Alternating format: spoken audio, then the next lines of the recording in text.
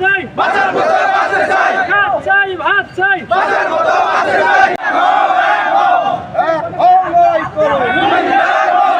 কোম্পানির ক্ষতিগ্রস্ত এলাকার লোকদের আশ্বাস দেন যে প্রত্যেক পরিবার হতে একজন করে চাকরি পাবে।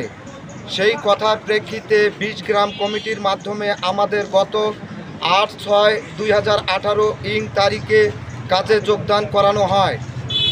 আমরা গত ৭ বছর ১৪০০ ফিট মাটির নিচে নিষ্ঠার সাথে কাজ করে আসিতেছি।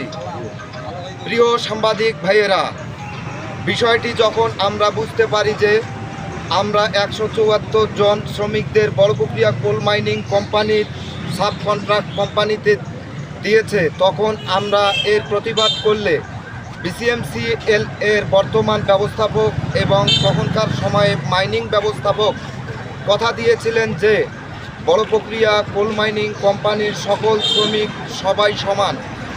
তোমাদের কাজ শেষ হলেই বড়পুকুরিয়া কোল মাইনিং কোম্পানির মূল কন্ট্রাক্ট অন্তর্ভুক্ত করা হবে।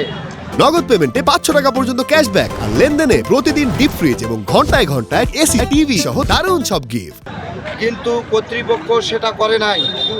উপরোক্ত অফিস কর্তৃপক্ষ ৬/৫/২০২৫ তারিখে জানায় যে আমাদের আনুমানিক ৪-৫ মাস কাজ আছে এবং আরও বলে কাজের মধ্যে কোনো রকম দুর্ঘটনাজনিত কারণে শ্রমিকদের কোনো সমস্যা হলে বড়পুকুরিয়া কোল মাইনিং কোম্পানির কোনো দায়ভার নেবে না।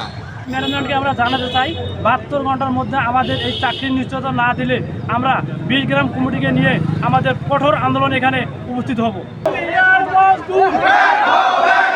ভাত চাই, ভাত চাই, ভাত চাই, ভাত চাই।